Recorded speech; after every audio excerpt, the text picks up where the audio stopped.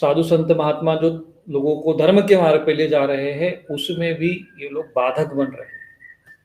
हम लोगों को यज्ञ के मार्ग पे ले जा रहे हैं, हमने उपासना की तरफ बताया, लोगों को शास्त्रोक्त कवच, मैंने कोई कवच बना के नहीं सिखाया, लोगों को बताया, और लोगों के जीवन में वो प्रमाणित हो रहा है। प्रत्यक्षम किम प्रमाणम, लोगों के जीवन में दिख रहा है, हजारों लाखों लोगों के जीवन में प्रमाणित है।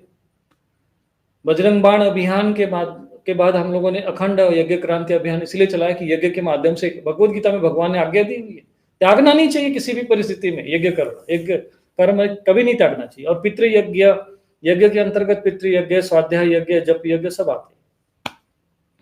जितने भी यज्ञ के अंतर्गत आता है वो सभी हमें करना ही चाहिए। ब्रह्म यज्ञ हमको करना चाहिए, प्रातःकाल संध्या करनी चाहिए। ये किसी को भी सुनते हुए, क्योंकि स्वयं जीवन में नहीं, उनके स्वयं जीवन में त्रिकाल संध्या नहीं है, स्वयं जीवन में उनको पता नहीं कि यज्ञ कैसे किया जाता है। शरीरों में प्रेत भरे पड़े इनके भी। समस्या ये है।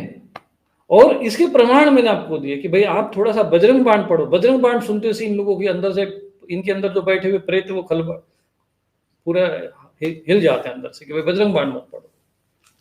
क्यों? क्योंकि भाई बजरंग बाण पढ़ने से भाई जय हनुमंत संत हितकारी सुन लीजिए प्रभु विनय हमारे, विनय तो कर रहे, तुलसीदास जी ने तो कहा है, संतों ने तो कहा है। पूरी एक तरफा पूरी पलटन खड़ी हो गई थी। बजरंग बाण न पड़े किसी भी तरीके से।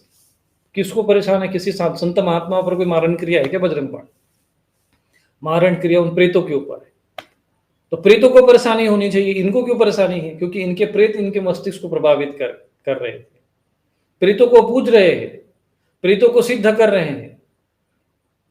और अगर वो प्रेत सिद्धियां नहीं थी, तो सभी प्रेत सिद्धियों को हमने सूक्ष्म रूप से बिना बताए, आप लोगों को पता नहीं होगा, लेकिन हमारे शिष्य को आप पूछ लीजिए जो लोग हमसे जुड़े हुए अंदरूनी रूप से, इनकी प्रेत सिद्धियों को अंदर अंदर नष्ट करना पड़ा हमको। ये तो समाज में ये इतना प्रेतत्व तो फैला देते कि आज 100 में से 90 व्यक्ति प्रेत बाधा से ग्रसित है। 90 क्या, अगर मैं गणित, कई ऐसे हमारे साथ लोग आए, कभी उनको लाइव में आपको लूंगा, कभी आपको चर्चा कराऊंगा मैं पॉडकास्ट में आजकल। इसीलिए मैं अपने जो श्रद्धालु शिष्य है उनसे भी कह रहा हूँ भैया तुम ही लोग लाइव हो, तुम अपने अनुभव बताओ। वो हमने खूब सुना दिया समाज को। कहते कि नहीं तुम्हारे में प्रेत बाधा, कहते ना महाराज हमारे पे शरीर में कहां से प्रेत, आप ऐसे कैसे बोल रहे हो? मैंने कहा अच्छा चल तू बजरंग बाण पढ़ के देख अपने घर में 108 बार। और जैसे ही बजरंग बाण पढ़ा, उनके अंदर में, घर में, बाहर में जो भी प्रेत थे वो सब उखड़ के बाहर। अब लगे हवन करने में, प्रेतों को समाप्त करने।